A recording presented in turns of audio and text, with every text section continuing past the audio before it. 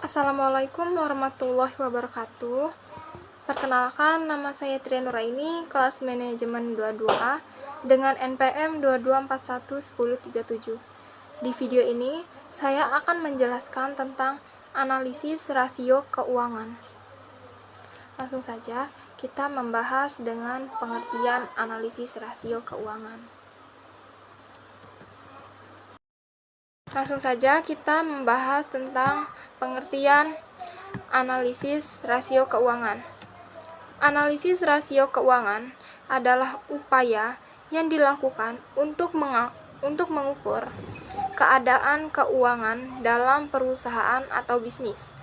Cara menganalisis rasio keuangan yaitu dengan memanfaatkan data dari laporan keuangan untuk membuat perbandingan. Di bidang akuntansi, analisis rasio keuangan biasanya dilakukan di akhir periode suatu perusahaan dalam 1 tahun. Analisis rasio keuangan ini umumnya dimanfaatkan untuk menentukan strategi pada perencanaan perusahaan atau bisnis untuk masa yang akan datang. Selain itu, untuk kebutuhan internal, analisis rasio keuangan ini dapat dimanfaatkan sebagai cara dalam menunjukkan performa suatu perusahaan atau bisnis pada investor. Melalui analisis tersebut, harapannya akan terlihat potensi kelayakan dalam mendapatkan investasi atau dana untuk perusahaan pada masa yang akan datang. Lalu ada yang namanya tujuan analisis rasio keuangan. Tujuan analisis keuangan adalah membantu memberikan gambaran atau informasi keuangan pada berbagai pihak yang terlibat dalam perusahaan atau bisnis, termasuk juga para investor. Berikut ini adalah beberapa tujuan analisis keuangan. Seperti yang kita lihat di PPT, yang pertama ada memberikan informasi tentang kesehatan keuangan. Yang kedua, memberikan gambaran performa sumber daya perusahaan. Yang ketiga, menyajikan data efektivitas operasional manajemen. Yang keempat, menunjukkan efektivitas strategi perusahaan atau bisnis. Yang kelima, menampilkan data untuk mempertimbangkan besaran pajak. Yang keenam, menjadi bahan referensi untuk perusahaan lain untuk melakukan investasi kepada perusahaan kita sendiri. Dan yang terakhir, menjadi bahan evaluasi. Rasio keuangan bisa menjadi bahan evaluasi untuk perusahaan ke depannya dalam mengambil keputusan. Lalu selanjutnya kita membahas tentang metode analisis rasio keuangan. Metode analisis rasio keuangan itu ada dua. Yang pertama ada analisis time series and forecasting. Yang kedua ada analisis common size. Kita akan membahas tentang analisis time series dan forecasting terlebih dahulu. Cara menganalisis rasio keuangan dengan metode ini yaitu membandingkan data keuangan pada periode tertentu. Perbandingan ini digunakan sebagai bahan proyeksi atau perkiraan kondisi keuangan suatu perusahaan di masa yang akan datang. Analisis time series dan forecasting memiliki beberapa poin yang harus diperhatikan karena pengaruhnya terhadap perubahan struktur keuangan. Poin-poin tersebut diantaranya adalah peraturan pemerintah, perubahan kompetisi, akuisisi, dan perubahan teknologi. Adapun beberapa langkah yang harus dipahami tentang cara menganalisis rasio keuangan dengan metode analisis time series dan forecasting sebagai berikut. Yang pertama, menentukan tahun dasar. Yang kedua, menghitung angka indeks tahun lainnya. Yang ketiga, memperkirakan arah dan kecenderungan historis pos laporan keuangan. Yang keempat, menyimpulkan hasil analisis. Lalu, selanjutnya metode analisis rasio keuangan yang analisis common size. Cara menganalisis rasio keuangan menggunakan metode analisis common size adalah membandingkan perubahan antara berbagai pos dengan jumlah aktiva, pasiva, dan penjualan. Hasil perbandingan analisis ini disajikan dalam bentuk persentase untuk setiap komponen dalam laporan keuangan, baik neraca maupun laba rugi.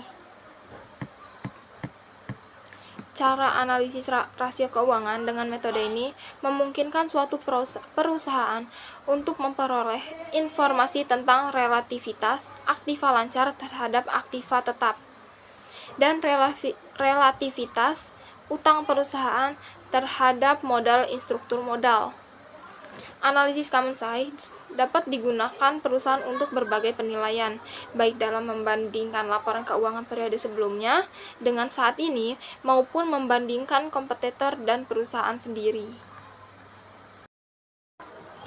Selanjutnya kita akan membahas tentang jenis-jenis rasio keuangan. Jenis-jenis rasio keuangan itu, yang pertama ada rasio likuiditas. Rasio likuiditas jenis rasio keuangan yang mengukur kemampuan perusahaan memenuhi kewajiban finansial dalam jangka pendek. Rasio likuiditas juga bisa diartikan sebagai gambaran posisi kas dan kemampuan perusahaan untuk melunasi atau membayar kewajiban hutang sesuai pada waktu yang sudah disepakati. Untuk mendapatkan hasil rasio likuiditas, pengukuran tidak bisa dilakukan hanya sekali atau 2 kali, namun harus dilakukan berkali-kali pada jangka waktu tertentu sehingga akan terlihat perkembangan likuiditas perusahaan dari waktu ke waktu. Nantinya, berdasarkan nominal rasio likuiditas, stockholder dapat menunjukkan bagaimana pandangan mereka terhadap perusahaan tersebut ke depannya. Sebagai contoh, seorang supplier bisa membatalkan kerjasama apabila diketahui perusahaan itu mengalami ilikuiditas guna menghindari kasus seperti terlambat bayar dan semacamnya. Yang kedua ada rasio probabilitas.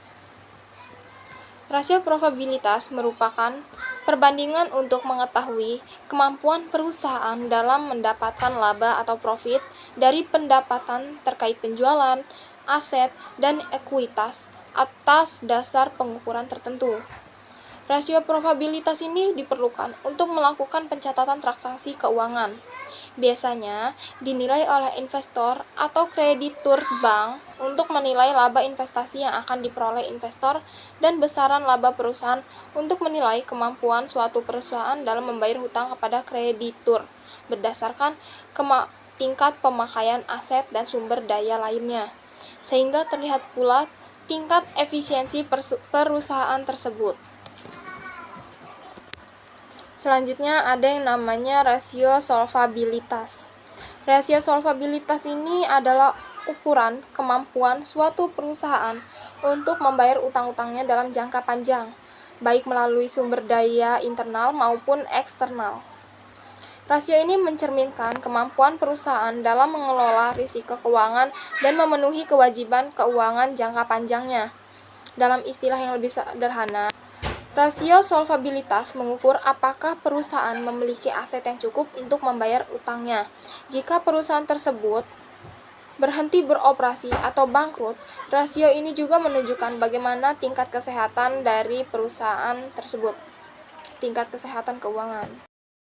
Lalu yang keempat ada yang namanya rasio aktivis atau biasanya rasio aktivitas. Rasio aktivitas adalah rasio yang mengukur seberapa efektif perusahaan dalam memanfaatkan semua sumber daya yang ada padanya. Semua rasio aktivitas melibatkan perbandingan antara tingkat penjualan dan investasi pada berbagai jenis aktiva. Rasio-rasio aktivitas menganggap bahwa sebaiknya terdapat keseimbangan yang layak antara penjualan dan beragam unsur aktiva, misalnya persediaan, aktiva tetap, dan aktiva lainnya. Aktiva yang rendah pada tingkat penjualan tertentu akan mengakibatkan semakin besarnya dana kelebihan yang tertanam pada aktiva tersebut. Dana kelebihan tersebut akan lebih baik bila ditanamkan pada aktiva lain yang lebih produktif. Terakhir ada yang namanya rasio investasi. Rasio investasi adalah pengukuran yang digunakan untuk mengevaluasi efektivitas dari suatu investasi. Caranya dengan membandingkan antara keuntungan yang diperoleh dengan biaya yang dikeluarkan untuk memperoleh keuntungan tersebut. Pendekatan ini mampu memberikan gambaran tentang seberapa efektif perusahaan dalam menghasilkan laba, mengelola aset, dan membayar utang. Dengan menggunakan rasio investasi, investor dapat membandingkan efektivitas dari berbagai jenis investasi dan memilih instrumen aset yang paling menguntungkan. Baik, itu saja yang dapat saya jelaskan terkait dengan analisis rasio keuangan. Saya akhiri, wassalamualaikum warahmatullahi wabarakatuh.